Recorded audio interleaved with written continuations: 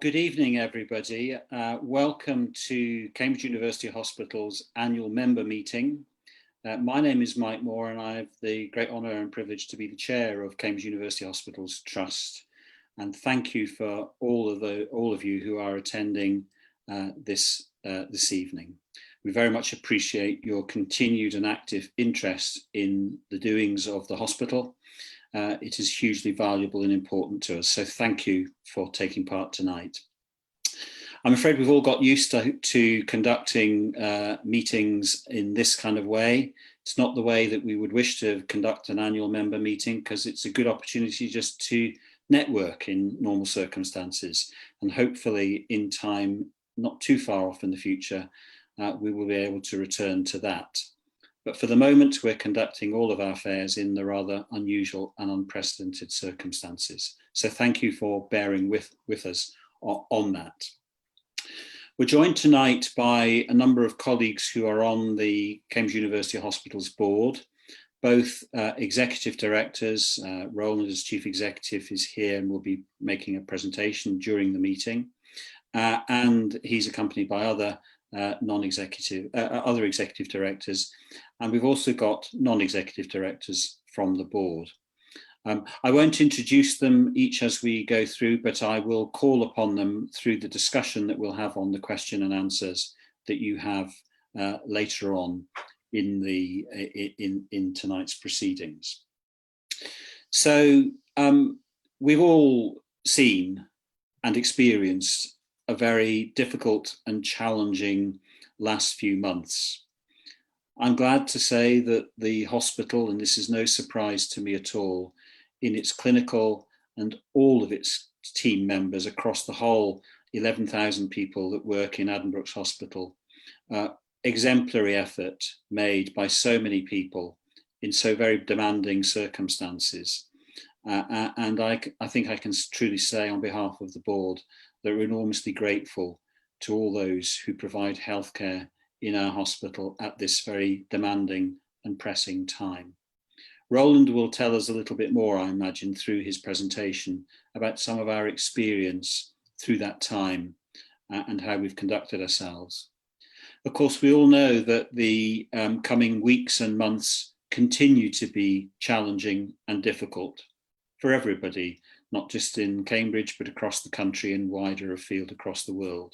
COVID has not gone away, and we are having to reconcile the ability to continue to provide care to non-COVID patients, as well as readying ourselves to provide the best possible service we can for those who suffer from COVID.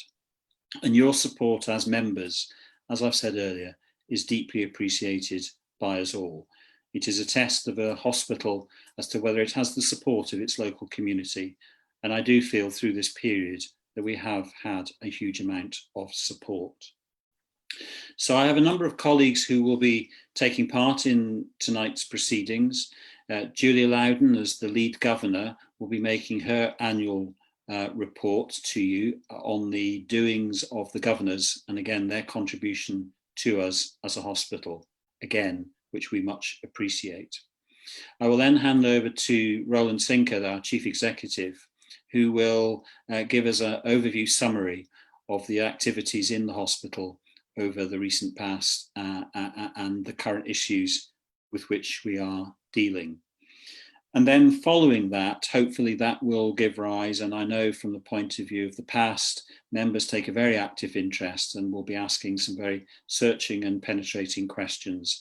And so I will, with Nikki's help, work our way through how we best conduct the answers to your questions, and I will be bringing in my colleagues who are on the panel to help provide you with that.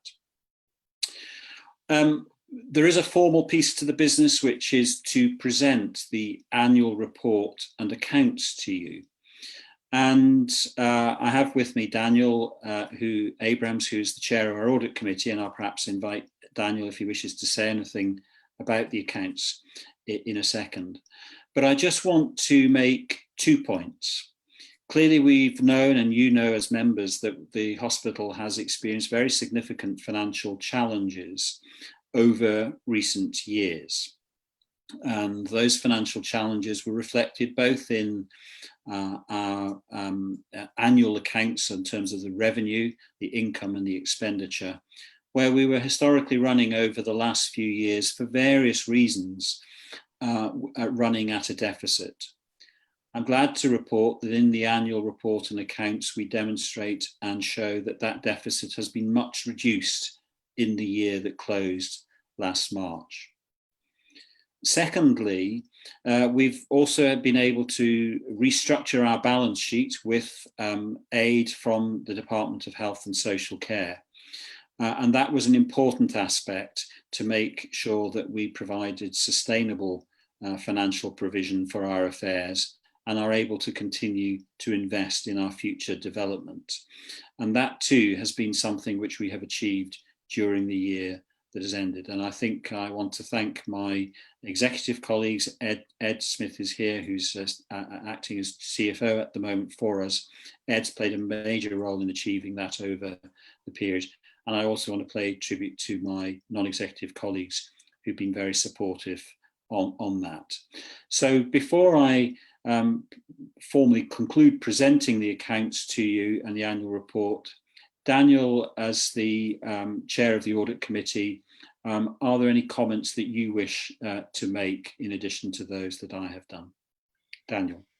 Thank you, Mike, and good evening to everyone.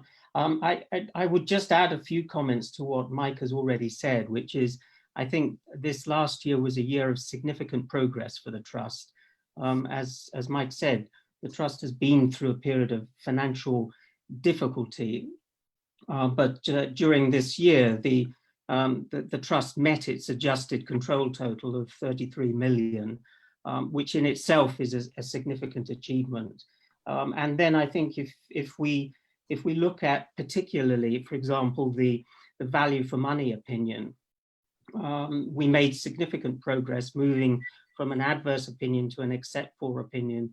And really the reason why that opinion couldn't have been moved into a good opinion is largely because of the intervention of COVID, which prevented the conclusion to a long-term plan and a sustainable business plan for the Trust. So I think this has been a year of significant progress. And as Mike also mentioned, you know, in August, NHSE and I have obviously across the NHS network allowed for the write-off of significant debt, which now means the Trust has moved from a negative net asset position to a positive net asset position. Thank you, Mike. Thank you, Daniel. Thank you very much. So if members have any questions for the annual report and accounts, please do put them in during the course of our conversation through the rest of the meeting. So I'll now hand over to Julia Loudon, who is our lead governor for the Council of Governors and with whom I work closely. And as I said earlier, the governing body have been of immense help to the Trust throughout all of its activities this year, as they have been in years prior to this. So Julia, over to you to introduce your annual report. Thanks, Mike. Good evening, everybody. As Mike has mentioned, this has been a very different and challenging year for everybody at CUH, including the governors. So tonight, as well as providing my normal short update on governor activities and our perspective on the Trust performance over the past year, I'll also talk a bit about how governors have managed to continue to meet and deliver their responsibilities during the COVID-19 pandemic. The Council of Governors has a duty to represent the interests of the Trust membership and the general public, and to hold the non-executives to account for the performance of the board. And we do this in a range of ways: through formal governor meetings, through membership and attendance at Trust committees, where the priority is firmly on the safety and care of patients throughout their illness, and by participating in scheduled ward and clinic inspections. And being involved in these committees and ward-based activities provides opportunities for governors to interact with patients, their families and staff, and enables us to contribute on behalf of our constituents. We also have regular discussions between governors and the non-executive directors. And topics that we've discussed with them this year have included, for example, the allocation of the capital funding that has been awarded to the Trust and the resources that will be needed to enable the major projects, including the Children's Hospital, Addenbrooke's 3 and the Cancer Hospital, to move forward towards their various planning milestones. We've also discussed the 2019 staff survey results and how these compare with previous years. And we've asked the NEDs for their perspectives on the Trust management of COVID-19 activity and the plans for resumption of routine services following the peak of the pandemic. And we'll continue to discuss COVID-19 related topics with the NEDs as more information on the longer term impact of the pandemic is understood. Governor representatives observe board subcommittee meetings, which are chaired and attended by the non-executives. Observing these meetings provides us with the opportunity to understand the Trust objectives and issues in depth and to see the NEDs in action, which is an important part of our role of holding them to account.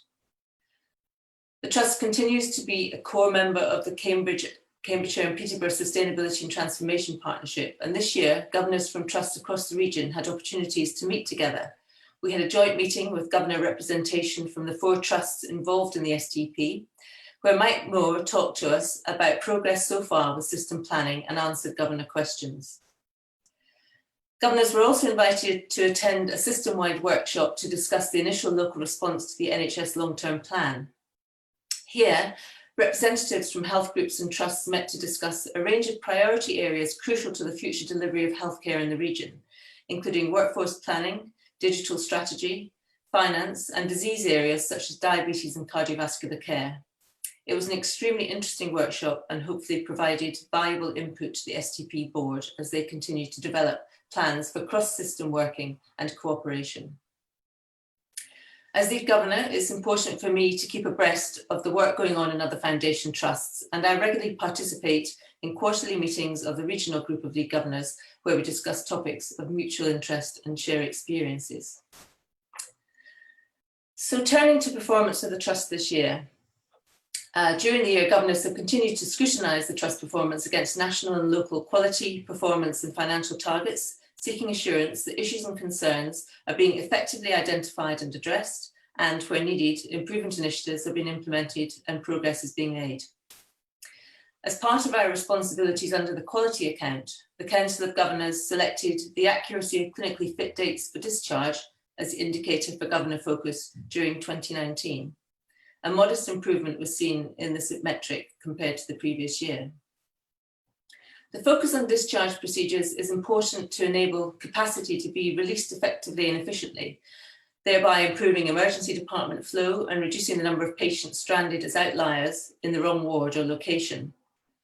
So governors continue to be interested in optimising capacity management, and for the coming year we've selected another indicator of discharge, the percentage of early discharges before noon, as the quality metric to follow. The introduction of a range of quality improvement programmes under the Improving Together initiative has enabled the Trust to make progress against a number of quality targets in each of the safe, effective, caring, responsive and well-led domains. While COVID-19 has impacted progress with some projects, the framework has enabled structured discussion and detailed scrutiny, challenge and follow-up of the improvement programmes at the board subcommittees. Staff development and support is critical to the delivery of high quality care to patients, and governors keenly follow the work being undertaken to ensure strong communication across the organisation and to address any issues identified by staff. There was a good response to the 2019 staff survey, with results again demonstrating improvement across most questions. However, despite an action plan put in place following the 2018 survey, the position on bullying and harassment slightly deteriorated from the previous year, and we look forward to seeing a positive impact from further new initiatives that have been put in place to address this issue. Governors recognise the work that has continued even during COVID-19 to increase recruitment and retention of staff, and we were pleased to hear of the CUH Reflect survey that was sent to all staff during the crisis to understand their issues, concerns and ideas for improvement as they dealt with the challenges of working in the COVID environment. Over the coming year, we will continue to seek regular updates on workforce issues and initiatives. Governors are keen to be assured that the Trust is forward-looking and always considering how new ways of delivering care can further improve the quality and effectiveness of services provided by the Trust to its patients. A Governor Strategy Group meets regularly with the Chair and representatives from the Management Executive to hear about and comment on the Trust strategic plan. A topic at the most recent meeting was the refresh of the strategy, which, as well as focusing on the longer term objectives, is now being updated to update the management of post-COVID capacity and treatment challenges. Now on to COVID and how governors have managed to continue to meet and deliver their responsibilities during the pandemic. At the start of the COVID restrictions, the Trust confirmed its intention to continue with the normal governance arrangements, including governor meetings. Since late March, all meetings have been held via teleconference or video conference, and these have generally worked well. And given the current situation, this will continue for the foreseeable future. In addition to our normal meetings, the Chair and Chief Executive scheduled regular video briefings with governors to update us on the status of COVID-19 within the Trust, areas of concern and steps that were being taken to ensure the best possible care was being provided for staff as well as patients. These briefings have been very well received, providing us with an opportunity to ask questions on key issues such as the availability of PPE, the support being provided to staff, and COVID testing of staff and patients. A key concern for governors has been the care of patients who are not suffering from COVID-19, but who are waiting for diagnostic tests or whose treatment has been delayed as a result of the pandemic. This was a regular topic for discussion at our meetings over the last 6 months. A recent focus for us has therefore been on the progress now being made with the task of resuming services across the Trust and dealing with the waiting lists that have developed, while at the same time having to cohort the hospital to effectively manage COVID and non-COVID patients. The management of COVID-19 has been an incredibly difficult time for staff and patients, and we acknowledge both the extraordinary effort of frontline staff over the last 6 months and the importance to recognise the ongoing impact of COVID on both staff and patients. In summary, this has been a busy but very different year for governors. We're assured that the board adopted a proactive and responsive approach to modifying the way services were delivered during the height of the pandemic, and we've been impressed by the wide-ranging support that was provided to staff over that period. Now the Trust has the difficult task of managing the normal winter challenges and tackling the waiting lists, while also ensuring that the best possible care is provided for both COVID and non-COVID patients in a safe environment. Governors take their responsibilities very seriously, and we'll continue to both support and challenge the non-executives to ensure that the patient care in our hospital continues to improve and that it meets the demands of the changing health needs of the region. And just a final point, as a result of the pandemic, governor elections this year were postponed. These will be rearranged, at which time we'll be seeking nominations for new governors. It's an interesting and fulfilling role and allows us to directly contribute to how healthcare will be delivered to our families, friends, and local communities now and in the future. If you think you could represent service users' views and would be interested in getting involved, please contact the Trust office. No special skills are required, just a passion for how your local hospital is run. Thank you. Thank you very much, Julia. And I hope all those watching do get a very strong sense both of the breadth of governor activity and its depth, which has been enormously helpful. So again, if you have any questions prompted by Julia's presentation, please bring those in the conversation. Roland, I'm now going to pass over to Roland as our Chief Executive, who's going to give a summary of activity in Cambridge University Hospitals over recent months. Roland. Great, lovely.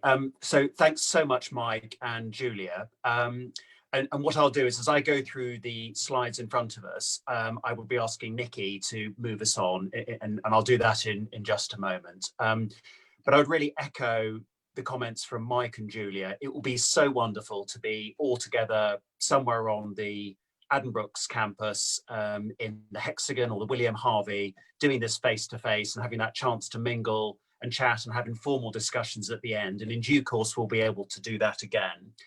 And I'd also like to start by saying a huge thank you to everybody watching now, and also a huge thank you to all of the team within the hospital and the enormous range of supporters we have had outside of the hospital. And that extends to colleagues in general practice and social care, our partners in the university, our partners in the charity. And it's also a big thank you to the colleagues who kept schools open at different times, who were running the delivery services, both to the hospital, but also in the broader community that surrounds Addenbrooke's and the Rosie. All of those people together are what enabled us to do what we've done. So Mike and Julia, what I'm proposing to do is to cover three pieces. The first would be a reflection on where the organisation was up until February of this year, so the bulk of the last year. Then to talk about our response to coronavirus, and then finish with what we think the future is going to look like for Addenbrooke's and the Rosie. If we go to the next page, Nikki. Thank you. So in terms of last year, before coronavirus, you've heard some of this already from Daniel, Julia and Mike. We would have been talking to you about the challenges that we were wrestling with.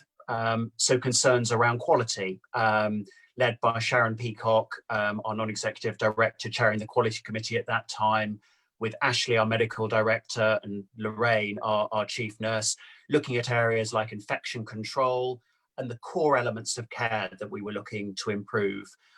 We would also have been talking to you, as Daniel has already, about our financial position and what we were doing to improve that.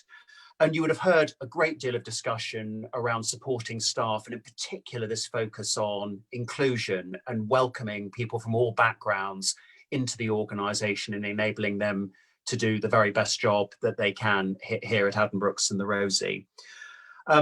We would also have been talking about some of the absolutely terrific things that we're doing. And on this page here, you can see some of those things. So in the middle of the page at the top, that's the day surgery unit team in Ely, who have done an absolutely cracking job taking on more care for more of our patients to help us bring waiting times down. An absolutely wonderful team who are really stretching what's possible for us in Ely. On the bottom right is a 10-year-old girl called Holly. And Holly had a stroke, and she came into Addenbrooke's and had really cutting edge, life-saving and life-changing surgery to help her get better in our interventional radiology suite. If you go just above Holly and that rather fetching red dinosaur, you can see a range of our colleagues from the digital team here. You can see Afzal, Katie, Nikki and Carolyn being awarded the HIMSS 6 award, which is a sign of us being a very digitally advanced hospital, the most digitally advanced or digitally mature in the country. And if you were to go to the bottom left-hand corner, you can see the first mobile CT scanner. That's effectively, and forgive me here, Ashley, our medical director, and any other clinicians watching in, an imaging machine that's available for use in our neurocritical care unit. And then if you go just above that, you'll, I'm sure, be familiar, it's familiar to see the Cambridge Biomedical Campus. And you'll know from Julia and from many other colleagues, the work that we're really pushing on with to deliver the new hospital builds, but really responding to what the community needs as well as what the campus needs. But I would say, Mike and Julia, throughout the period up until February, it was our patients, it was our staff that were at the front of our thinking at all times. And I think the video that we're about to show now shows how we were before COVID and the strengths of our people that have carried us through this period and will carry us on beyond where we are today. So Nikki, could we go to the video?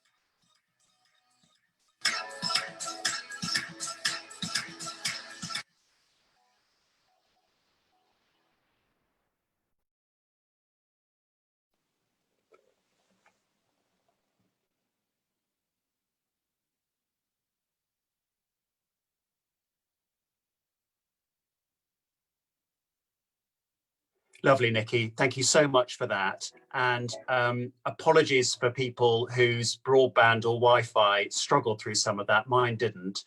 But I think what you can see there are just some of our 11,000 members of staff who sit within a much broader community of volunteers, you, the members, and our partners outside the hospital in an extraordinary range of different partners.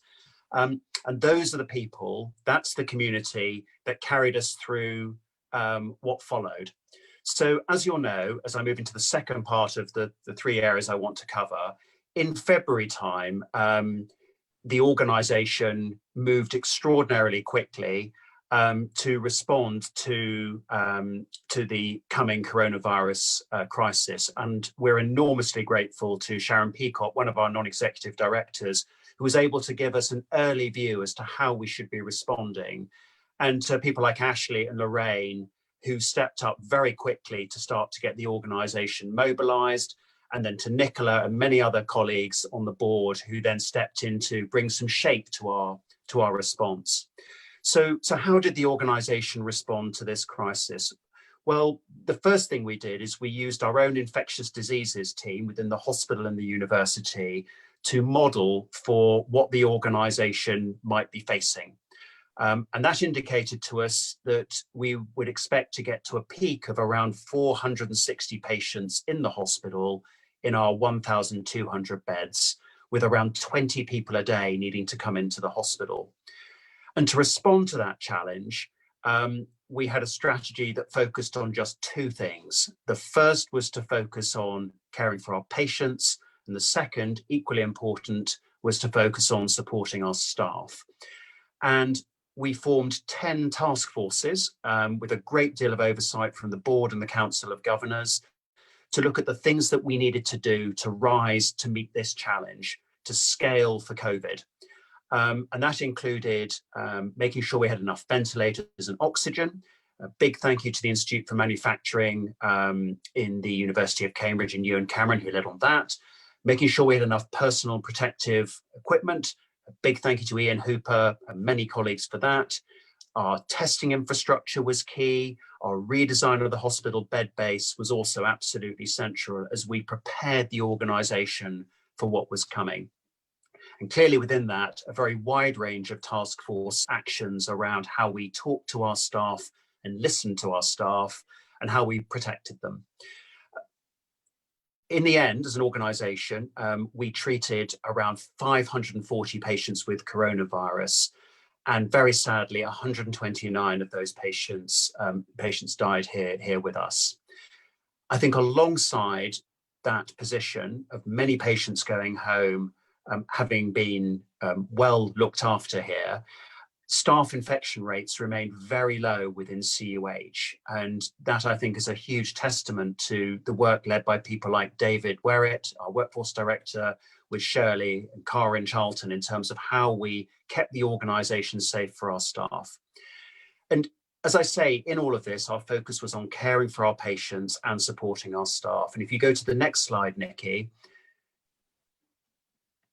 in terms of the staff, in terms of the patients we were looking after, in terms of coronavirus, there's a patient who was with us called Dan, and Dan Eggleton had suffered at one point from leukemia, and he and his partner developed coronavirus symptoms, and they came into the hospital. They were really profoundly unwell.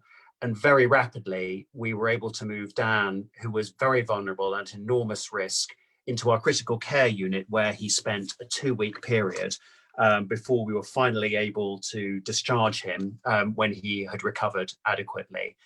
Dan is 33 years old and is a local plumber. And alongside that story of Dan, we were able to do an enormous amount to give loved ones access to the patients who we were looking after, using new technology, providing videos to make sure that we could get as much contact as possible between the patients we were caring for and their loved ones who often couldn't get in to see them. If we move to the next page, Nikki, thank you so much. That second plank of the strategy was around working extraordinarily hard to support our staff. And this came in a number of different forms. I think the most important piece for us was asking our staff what they needed from the organisation. What did they need to feel safe, to feel well, and to be able to function? And that led to some really powerful pieces of work. So making sure we had adequate personal protective equipment, making sure we had a staff sanctuary, a place where people could go, where they could get a cup of tea and coffee, some food, and recover from what at times were very challenging circumstances. Putting in place additional psychological support, and then providing accommodation so that people could stay close to the hospital and could feel that their loved ones were safe at home and were not at risk of infection in the event that a staff member did develop symptoms. But I think beyond those hard-edged pieces, one of the greatest supports for our staff came from the population around us, came from you, our members, in terms of the donations that came through, the very moving expressions of support, the emails, the phone calls, and of course the clapping that we all remember. So a big thank you to you for all you did to support our staff. Now, if we move on, Nikki, to the next slide, that, if you like, has been the coronavirus experience from February, March through to now. So what does the future look like? The third part of my three-part presentation. So we've worked very hard with Claire Stoneham, our new Director of Strategy and Major Projects, to develop the strategy for the organisation. And Julia, you talked about that coming to the Council of Governors, that strategy refresh. So as we move forward, we are focused on three things. The first is improving patient care. The second is supporting our staff. And then thirdly, building for the future. And I'm going to touch on each of those now for a moment. So if we go to the first of those, please, Nikki. So in terms of improving patient care, clearly one of the very big pieces for us is, yes, making sure that we've got services available for our patients suffering from coronavirus, and that we're bringing the absolute best that Addenbrooke's and Royal Papworth and the University of Cambridge and the 200 research trials that we've got going on to our patients. That remains front and center in our mind. But what we've also been doing since April and May time is working out ways in which we can bring back all of the other non-COVID services. So those are services that we had to pause or slow down during coronavirus, alongside services that we continued with throughout coronavirus in cancer and emergency services. And Nicola Ayton and the divisional directors has been leading this work in terms of how we recover, how we bring those services back up to pre-pandemic levels. And in that, we've seen a very wide range of changes, including different technologies to provide outpatient care. And we've also seen some use of additional capacity off the site. We've seen approval of new build on the site, rapid builds being led by Claire and Karin, with oversight from Performance Committee that's chaired by Adrian. That are all helping us get things back to where we need to be. And I'm sure there may well be questions about that, but we were delighted to be the first hospital in the country to reopen our bowel screening service. We're very pleased that we are now providing elective orthopedics care, joint replacement care within the hospital. So we're really pushing on both COVID and non-COVID care as we move into the autumn. If we could move on to the next slide, Nikki. In terms of supporting our staff, I think a great deal of this piece is around carrying on with the things that we've been doing. So continuing to listen to our staff, and Ian Walker will be leading with David, with a good deal of oversight from the Council of Governors and the non-executive directors, another listening event as we go into the winter to hear from staff as to what they need. But the sorts of things we're exploring are making sure we've got the right numbers of staff, the right skill mix in different parts of the hospital, that we're training people where we need to, and also that we're thinking very broadly about how we're working with our colleagues in community services or social care or general practice to make sure we've got the right people in the right place. Also a great deal of work to continue supporting staff to keep them safe and well. I talked about some of that already. And then this third bullet point that you can see around continuing our drive for much greater equality and diversity and inclusion, and recognizing that the discussion that's been generated around the Black Lives Matter conversation is profound and serious, and is a turning point for how we as a society are going to push the inclusion agenda much, much harder. And that's something that the board is passionate about shifting on. And if we then move on to the third chunk of the strategy, Nikki, thank you so much, building for the future. And I think this is really about a conversation with you, our members, and the population around what you want to see from your health and care system, from the way that you receive care. And it's also a conversation with our partners in the university and in industry as to how we can find new and interesting and innovative ways to keep people well, and when they are poorly, look after them better.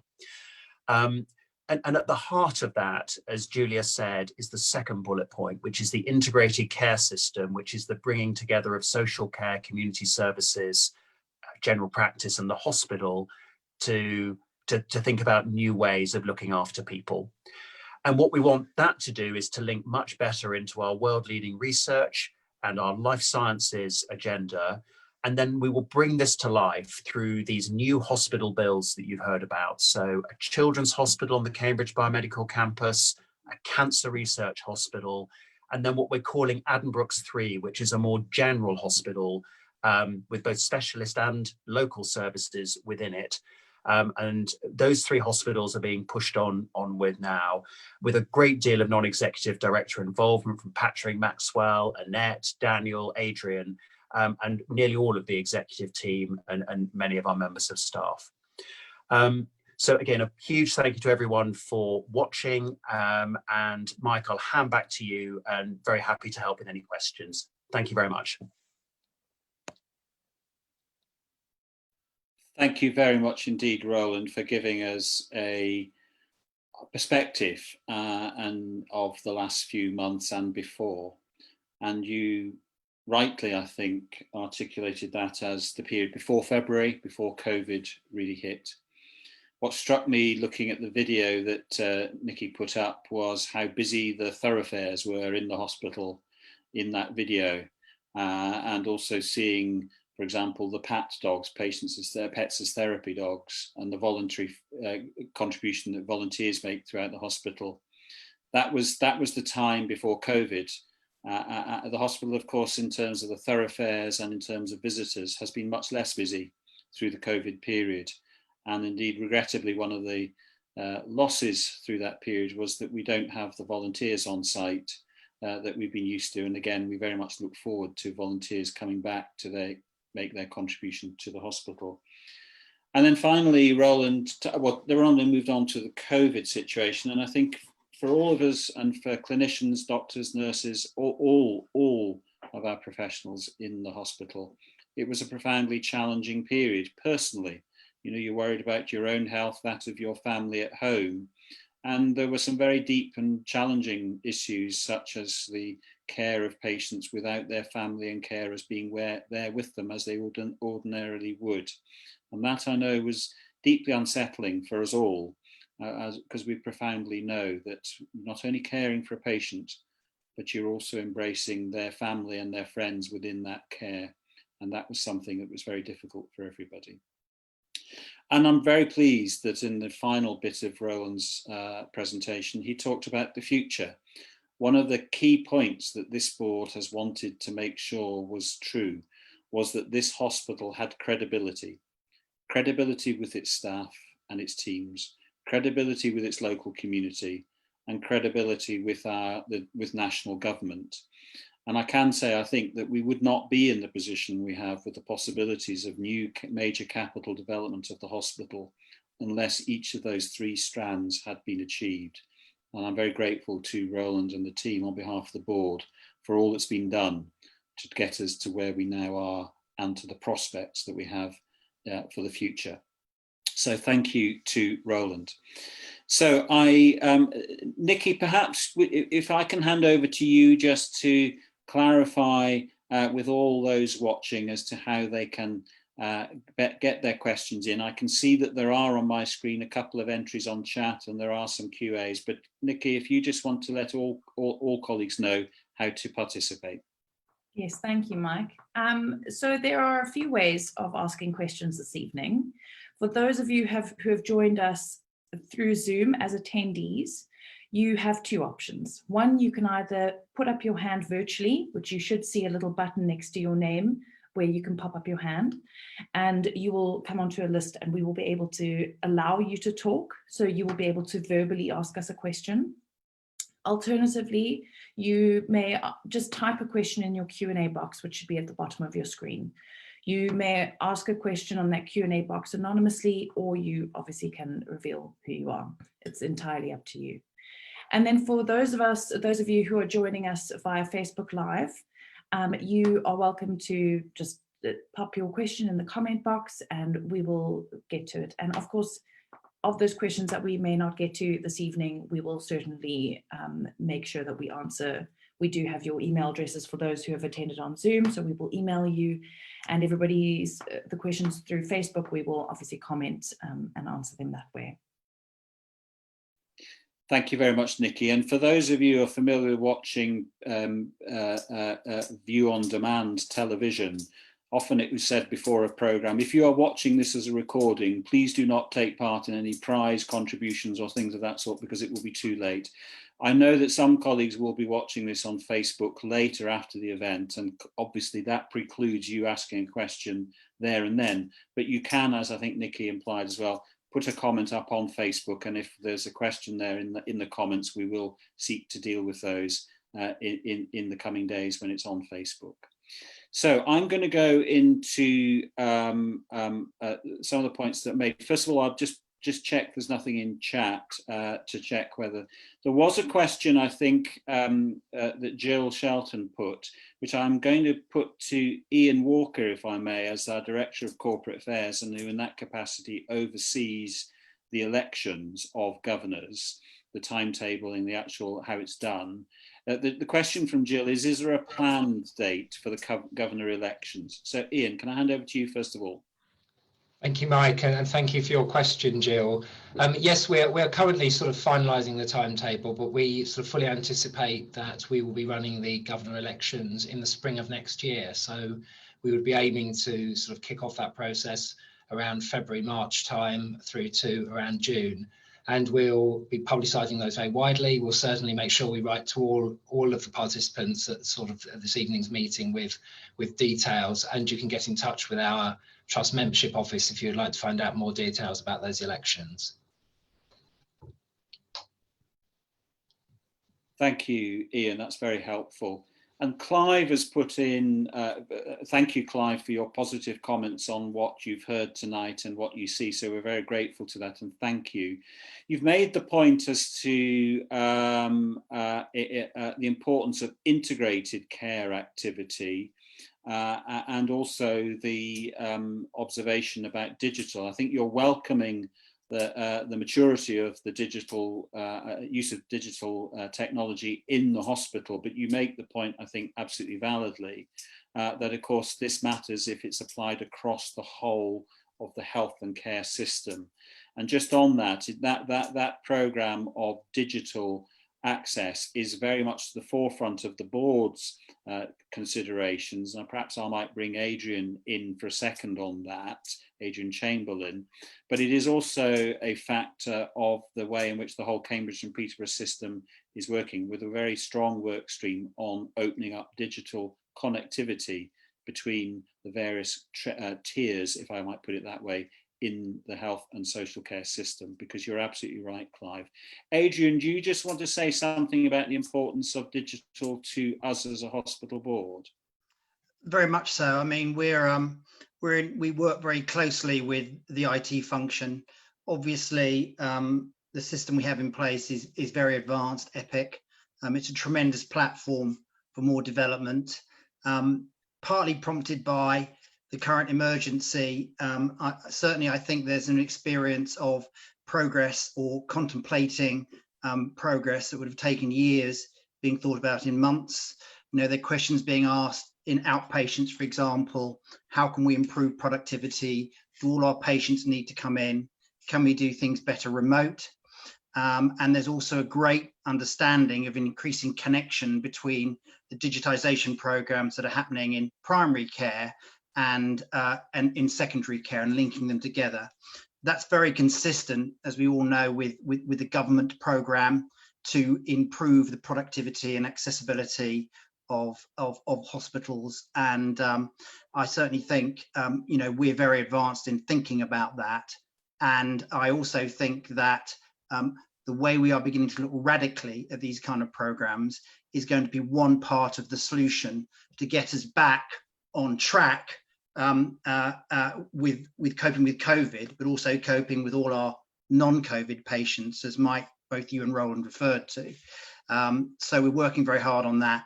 We're excited about progress. Things are opening up that wouldn't have been thought possible 6 months ago, but there's a long way to go to get to real tangible results. But we're making good progress, Mike. Thank you very much, Adrian. Thank you. So I'm now going to turn on to the questions, answers as I've seen, but please do keep them coming in. So I've got a first question from Suparna Bassetti, who's a trainee who works in the hospital.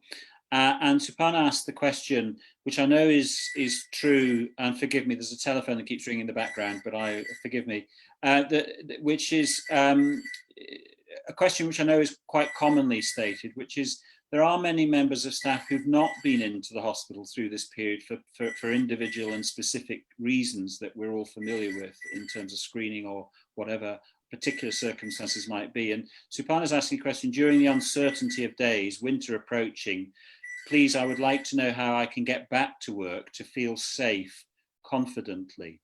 So if I can perhaps direct that question to both Shirley as the non-executive director who chairs the Workforce Committee and David Werrett as our Director of Workforce. Perhaps, David, you can kick us off in terms of the measures taken to achieve safety, but then Shirley, your observations on that too. David? Thanks, Mike, and thanks, Suparna, for the question. So, as we've said on numerous occasions on this this meeting, that staff safety and patient safety have been hugely high priorities for us. They've been the number one, and I'm delighted to say no members of staff of CUH, we didn't lose any member of staff during the COVID period.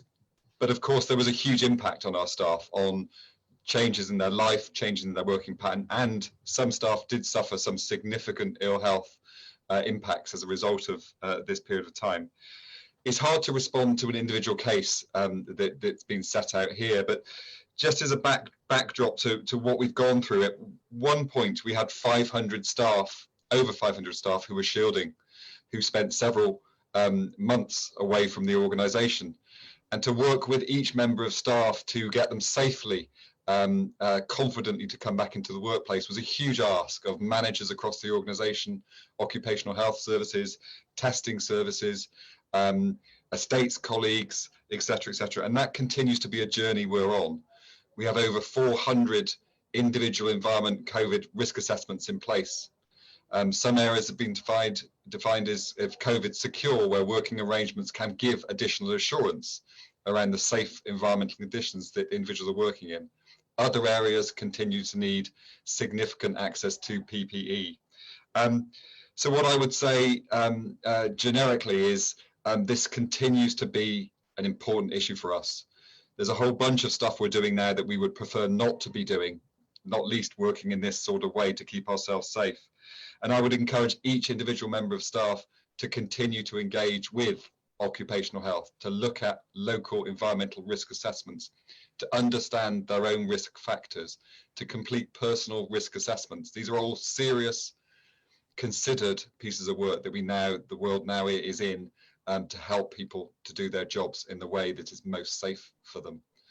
I'm sorry I'm not going to respond individually, but if you want to contact me personally, I'm very happy to continue that conversation. And David, before we hand over to Shirley, could you just, Suparna's also asked a later question about, since training is all online, is it possible for colleagues to access training materials, online training materials from home? Yes, it is. We've significantly upped the, for example, the online learning, and also we are now in the process of securing additional pieces of kit to support where people don't have access to technology, and to allow them to train and access things from the home environment. The sort of digitally less enabled need to be supported by employers at this time, and we're working hard on that. So we have stepped that up. It is the way it's going to be, with very, very few exceptions for the coming months, if not longer. Thank you, David. Shirley, do you want to add any further observations on this vital point about colleagues feeling safe in the hospital? Yeah, sure. I think the first comment to make is that as chair of the Workforce Committee, I've been really impressed at the way, right from the start of the pandemic, we were carrying out really good structured risk assessments. And I think the quality of those risk assessments in terms of people being able to work in the hospital, that's been proven by the level of lack of infection of our staff during the pandemic.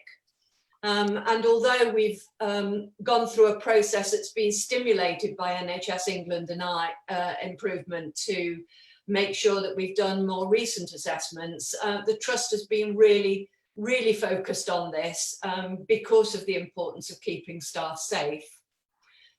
In my role as a NED, I'm part of a scheme that we've set up called Reverse Mentoring.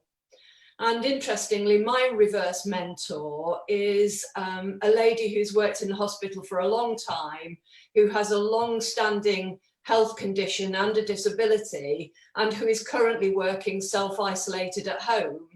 And during the period of the pandemic, she and I have been having Zoom conversations about what it's like to work from home.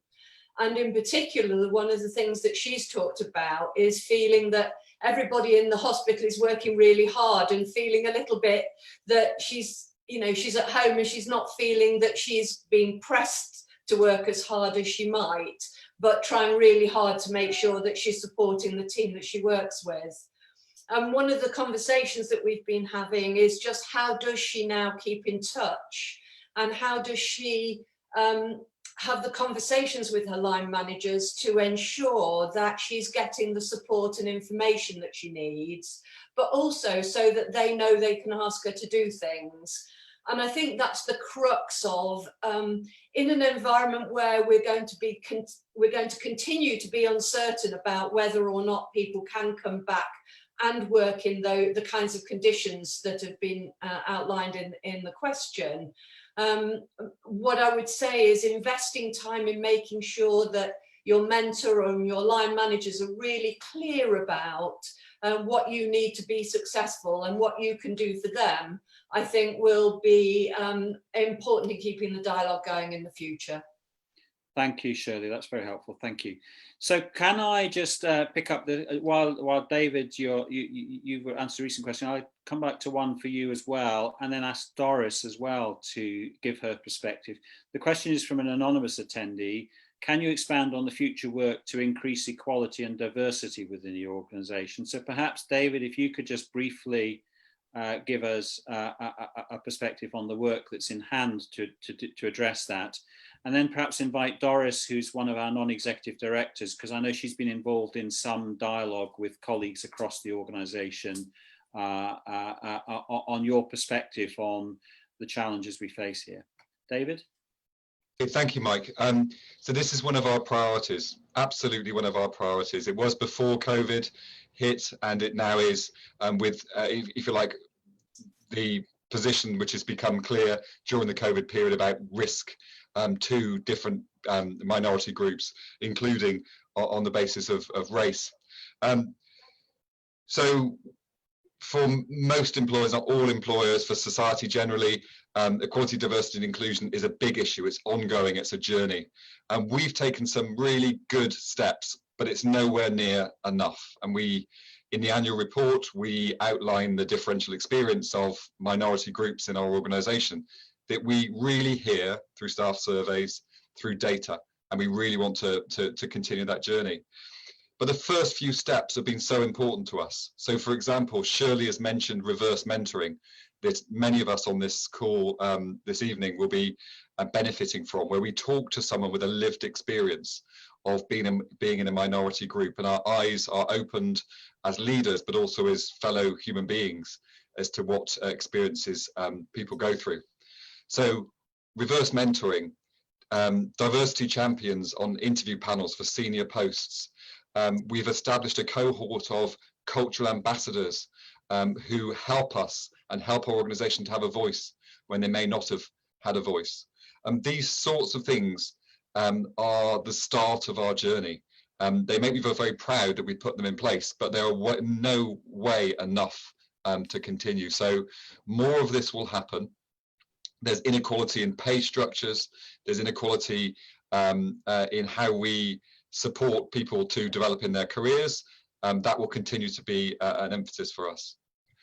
And just sitting alongside this is also our role as provider of services, where we know there is inequality in the commissioning of health services and the outcomes and experience of diverse communities who access our services. And I would like to see that promoted as well at CUH much more. Thank you, David. Doris, your perspective, because you took place in a conversation and discussion with colleagues on this. It'd be really helpful to have your perspective as the non-executive director. Yeah, I guess I'd just start off by echoing some of what David has said. I think that the Trust has got some really good initiatives on this subject, but I think it's now we need to kind of decide what are going to be our vital few initiatives that are going to be most impactful so that we can actually effect some change.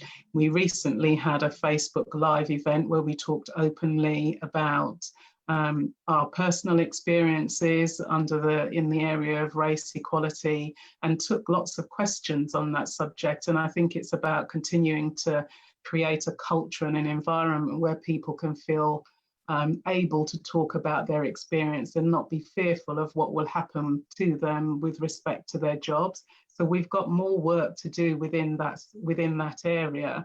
I've also kind of reached out to the chair of the BME network to try and exchange some ideas as to how we can, help the Trust move forward within this area. But I think the critical thing is about people being able to talk about their experiences and feeling confident that the Trust is going to be able to effect some change.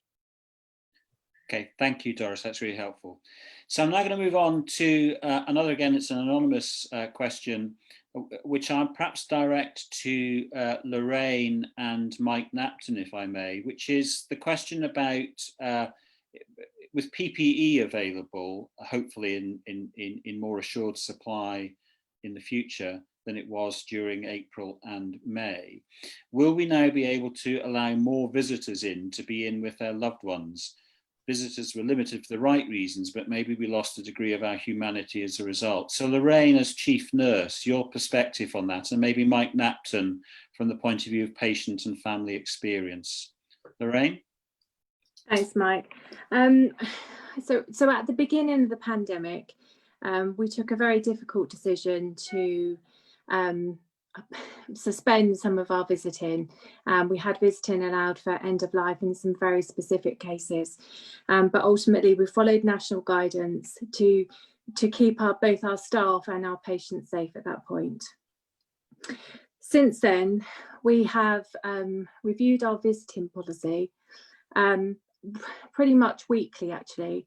We've reviewed whether or not it's safe to bring visitors back in. We've looked at specific areas of the hospital where we can increase visiting. And we have had probably 3 different iterations of our visiting policy throughout this time. Just this week, we have brought back in visiting or allowed partners back in for scanning in maternity, and we're allowing additional visiting into the paediatric areas. It has been incredibly difficult. We have been supported immensely by a number of areas across the organisation. Our PALS and complaints team stepped up into a completely different role during the pandemic and offered a service which they called Letters to Loved Ones. They were the conduit between the patient and their relatives at home. They were able to deliver a huge amount of letters up to patients who were stuck on wards, and that made such a difference. We've had huge amounts of really positive feedback about that service that was offered. We were also supported by ACT, who brought a huge amount of iPads for us across for each of the ward areas, which allowed the wards to have set up FaceTime visits for patients and their relatives, which again, we had some fantastic real life patient stories. One that I presented at one of the public boards that really showed the value of using technology during these difficult times. So I think we are looking at bringing more visitors back in, and as soon as it's safe to do so, we will open up to more visiting. It's not just having the appropriate PPE, we still also need to maintain social distancing, and some of our wards do not allow that for patients. The beds are very, very close together as it is, without additional visitors on the ward areas as well. So I think it's a constant, something that we are constantly reviewing, and as much as we can, we're allowing visitors in. Thank you very much, Lorraine. Mike Napton, who's the chair of quality, or was the chair of quality committee through the period of COVID while Sharon was away. Mike, any thoughts on this? Because I know the whole point about the carer community is part of the care of a patient. Your sense of this? Yeah, so thanks. Good evening, everyone. A number of thoughts. I mean, I think everyone recognises the importance of having partners, family, visitors, particularly at significant moments in people's lives. So where I've felt it most emotionally is hearing stories from the maternity wards where fathers have not been able to be with their wives for their scans. And I know as a GP how much that's a bonding moment when you have your 20-week scan for both the mother and the father, and that had to be suspended. And similarly during intrapartum care and afterwards. So that's one example. The other is I was lucky enough to join a Zoom presentation, which include the matron on ITU, and the emotional impact for patients, families and staff of not being able to have loved ones present when someone is very seriously ill or indeed dying and having their last moments transacted over an iPad. So I absolutely recognise the human impact of having to put in place exclusions of these sorts in order to keep patients and staff safe. And I think Lorraine's response reflects the care and attention and diligence and also the difficulty of getting the balance right between allowing family and loved ones access to their patients when they're in hospital and keeping people safe. So we will open up, I'm absolutely sure, where it is safe to do so. But unfortunately, at the moment, COVID is still present, and therefore we're going to have to keep some restrictions in place for some time to come. But it is, as Lorraine said, something that we are constantly looking at and reviewing. Thank you very much, Mike. So I'm now going to pick up a couple of questions, one from David Bridges and one from Simon Boyd, which relates to the next few months' anticipated demand from COVID. So David is asking the question, how are we modelling this demand and what challenges are we anticipating? And Simon is asking, what are the preparations and what capacity is there to deal with the second wave of COVID-19? So if I can address those questions to Nicola Ayton, who is our Chief Operating Officer in the first instance, and then can I suggest maybe Sharon Peacock. Sharon, as a non-executive director, had been the chair of the Quality Committee, but she absented from the Trust for 6 months while she was doing important national work on COVID for NHS England nationally. So if I can ask Nicola first on the modelling and on capacity, and then Sharon, your perspectives on what we might anticipate. Yeah, great. Thanks, Mike. And thanks for the question. It's a great question. So throughout this, we've been using the data, the real data, plus our model to attempt to preempt and forecast the level of capacity that we need to create in order to care for our patients with COVID-19. That served us really well in the first surge because we were able to open up capacity ahead of need, ahead of demand. And we plan to continue to take that approach into the next 6 months. We have just updated our model to think about the low, medium and high possible scenarios for our local area, but also for the region, because we also support the region when it comes to critical care as well. So our kind of central forecast is for what we use in our model as a medium scenario as being probably the highest that we would get to. And that translates for us into, and I'm going to give you the kind of bed numbers just as a rough idea of what that means. So for us, that would mean about, sorry, I've just got the data here, and that would mean about 100 patients with COVID-19 in general beds and around 37 patients in critical care. We think that's the highest that we will get to when we take the data that we had from the first surge, we map onto that current prevalence within our local area, and we look at trends both across the UK and in Europe as well. So that's what we are planning for. And we have recently developed a new configuration for the hospital, by which we just mean how are we organising our capacity into different types of services so that we can cohort patients in the most effective way. Currently, we're in a low COVID scenario. So we're able to really try to maximise as much capacity as possible for patients that don't have COVID-19, while maintaining the capacity that we need to treat those who do. But as the number of patients with COVID increases, we have a clear plan for converting wards that are currently designated to care for patients without COVID, and to turn those either into what we call red wards, which means patients who definitely have COVID-19, or amber wards, which means patients who we think may have COVID-19 but haven't yet had a test result. And that enables us to keep our patients safe and our staff safe as well. The one thing I would add is that throughout the next 6 months, so throughout this second increase in COVID-19, we are going to do everything we can to maintain as much of our elective capacity as possible. So that means operations, outpatients, day cases, for those patients who do require treatment from us in a planned way and who don't have COVID-19. So that's the plan, and that's our current set of scenarios in which we're working. Thanks very much, Nicola. So Sharon, that's really helpful, Nicola, thank you. Sharon, your perspective on this, I mean, as Roland said in his presentation, you were enormously helpful to us back in January and February in helping us think ahead to what then transpired.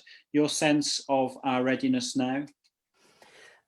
Thanks, Mike. My sense is that we're ready. I think that the challenge is that it can be quite difficult to predict very accurately what's coming next. And we watch the figures every day. We know that the number of cases is rising at the moment. But what I would say is that compared with the first wave of COVID-19 cases, we've learned an awful lot.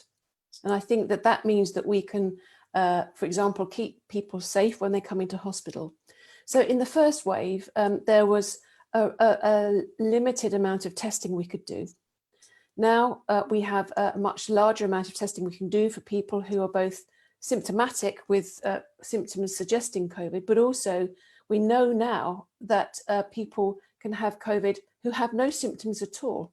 So I think the testing means that when patients, for example, come into hospital, we can act accordingly and keep them safe. We can also screen staff, and so we can drive down any chance of spread within the hospital. But I think looking at the overall situation in the east of England and Cambridgeshire, I think that the overall availability of testing with advice to people to isolate as appropriate, and also the track and trace, which we didn't have in place in the first wave, will mean that we're in a much better position to deal with this particular wave as it comes. Now, looking ahead, I think that there's obviously levels of intervention both nationally and locally. And so we know that local lockdowns are occurring, and that's trying to contain local spread.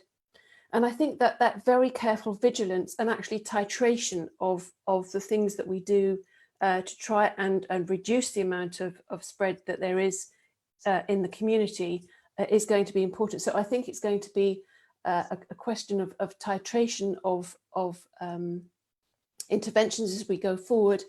But coming back to the hospital, from what I've seen and heard, I'm confident that the hospital is as ready as it possibly could be in terms of diagnosing and treating people with COVID-19 and preventing spread of COVID-19 when people are in hospital as well. Thank you, Sharon. Thanks, Mike. That's really helpful. Thank you. So can I just look to Nikki? I'm conscious time. Can I squeeze in one more question, Nikki? Yes, of course. Okay. So Nikki, can I? So Roland, there's a question for you, and all the other questions that, because of time, we will come back to and answer them otherwise. For example, what does Addenbrooke's 3 mean and things like that. We will come back to those questions. But the question I want to put to Roland is Roland, what are the 2 things that keep you awake at night? And can I then suggest that Annette, as one of the non-executive directors, comments on whether he's been kept awake by the right things? Roland.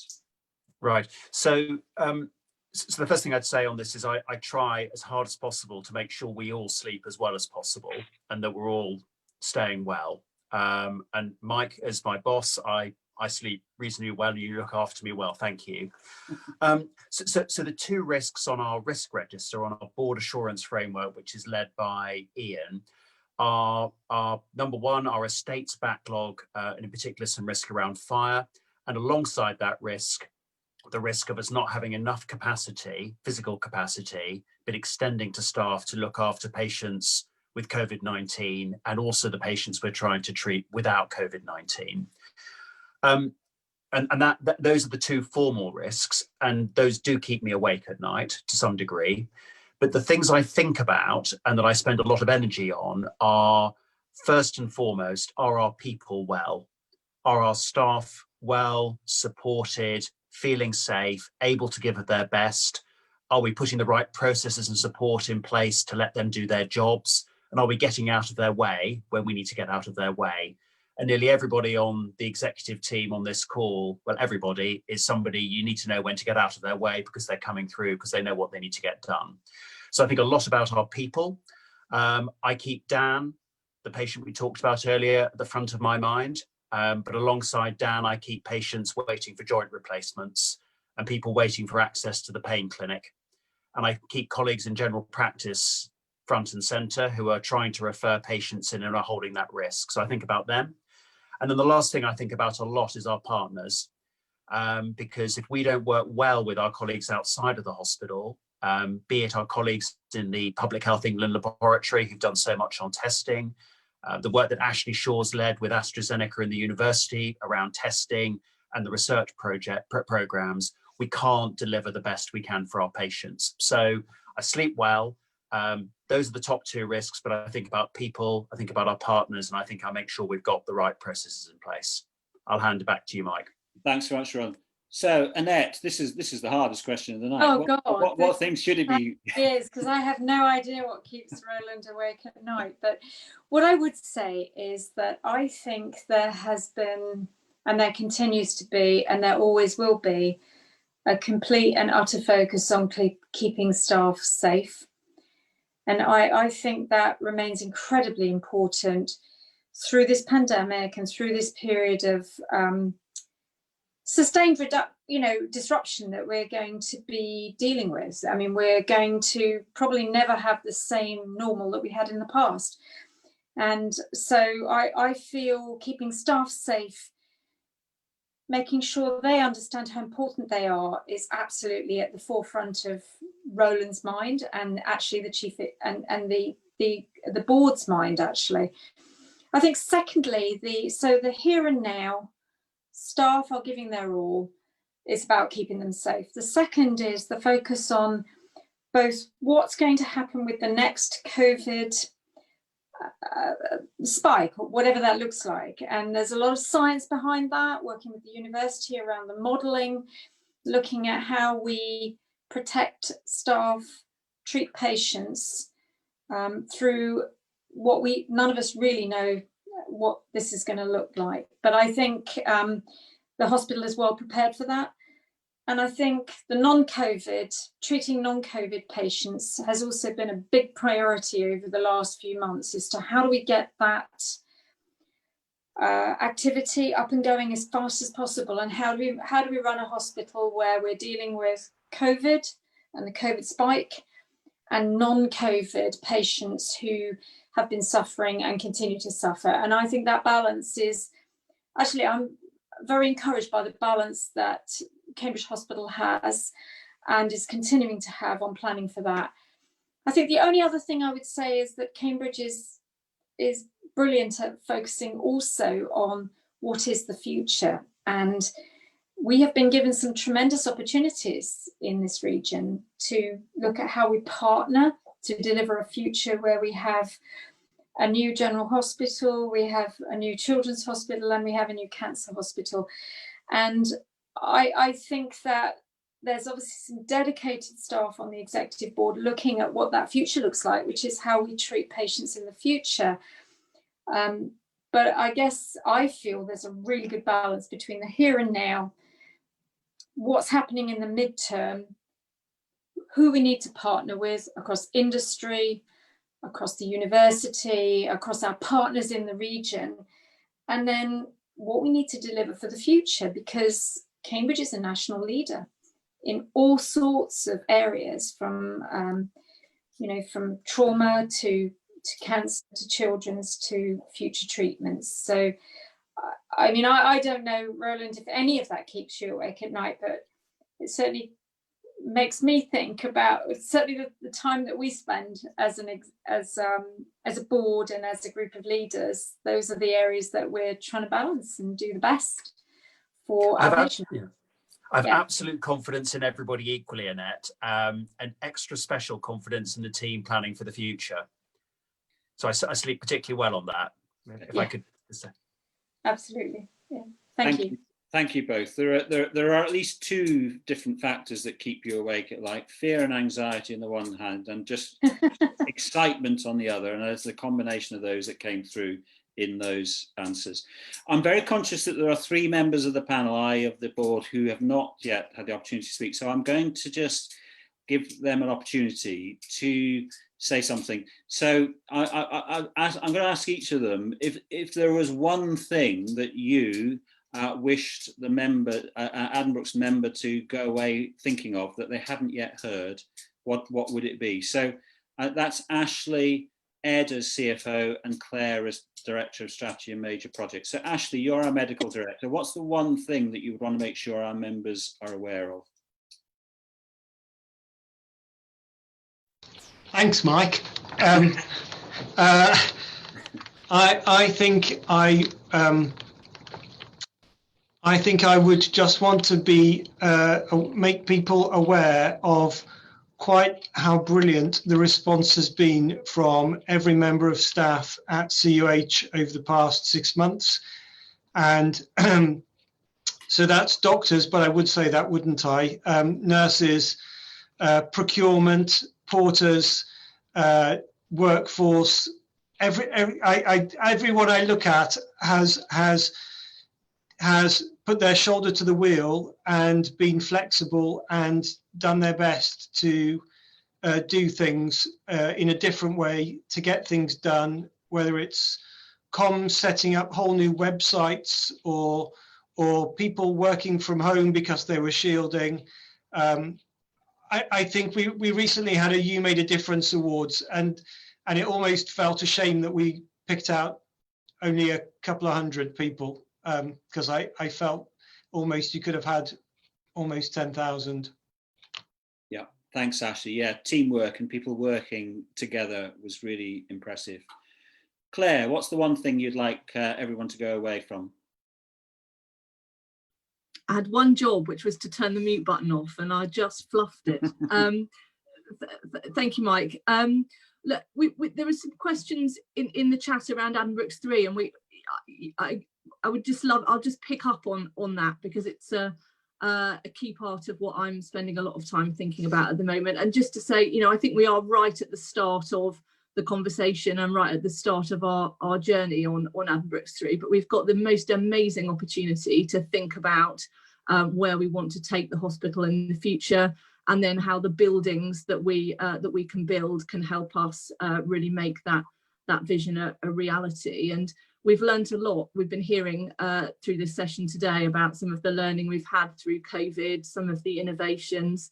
Actually, I think we've got a real opportunity through this next phase to take that and then to start to think about how we can really transform our services for the future. And that picks up things like the new sort of digital ways of working, really thinking about how we interface much more effectively out into primary care, into the community, so that we're really providing a much better service for our patients. And that we're going to want to do a lot of engagement with our local community, with our staff and with our partners as we embark on that journey. So I'm really looking forward to talking to you all more about that in the coming months. Thanks very much, Claire. And Ed, your thoughts? Yes, thanks, Mike. I think if I was going to add one thing, I'd say you know, to think carefully about the choices that people are making to access care at this time. You know, the NHS is really striving to recover, as Nicola mentioned, others have mentioned tonight. You know, that drive for recovery of services. In order to achieve that, we really need the public support, and that's the one thing I'd mention. Thanks, Ed. That's very important. Thank you. And before I conclude, Ian, you answered the question right at the beginning in regard to the elections of the governing body. But how do you see us continuing to operate with members in the current future? I mean, things like the video and issues of like the way we're conducting this conversation. Any thoughts on how we might proceed on this in the future? Thanks, Mike. Just very briefly, I guess we talked about the elections, and I echo what Julia said earlier. Please get involved. Being a member, being a governor is a really exciting opportunity to get involved in the life of the hospital. As Claire's just said, we're going to be consulting and engaging really widely on the new hospitals and how we deliver care in the future, and there'll be lots of opportunities there. We're about to relaunch, with the support of our comms team, our website, and I think that'll be a much more accessible way in which public and patients can get involved in the work of the hospital. So off the top of my head, a few examples there, but really, as members, please give us your ideas. Let's make this the beginning of a dialogue where we work closer together to deliver the services that you want to see across the Cambridgeshire and Peterborough region, I'd say. Thank you very much, Ian. Thank you. So thank you to all my panel colleagues from the board. And I hope that has been helpful to you as board members to get a sense of what is on members' minds. I've certainly found that invaluable. So thank you to all my panel members for contributing, particularly those who I gave rather nasty questions to at the end. So thank you. Can I thank members? As I said at the beginning, we are deeply, deeply appreciative of the support and challenge and the dialogue we have with our membership. It's very, very important to us, because a hospital that is not rooted in its community and rooted in its patients is not a hospital that's functioning well, and we take that responsibility very seriously. So I hope that you have found the last hour and a half. We've overrun our period. I hope that's all right for you, Nikki. I'm sorry for that, but I hope you found the last hour and a half to be helpful in terms of informing you as to our activities, both in the past, the very recent past with COVID, and a glimpse of some of the issues that we will have for the future. And we will very much recognise that we will have continued engagement, as Claire said, on the development of Addenbrooke's 3. Very conscious that we've left, including that question, what does the phrase Addenbrooke's 3 mean, unanswered. We will provide those on the Facebook page. So thank you to everybody for your participation. and very best wishes to you and your families and your friends as we all navigate the tricky waters of COVID and recovering our other services. So thank you very much and good evening to everybody. Bye-bye.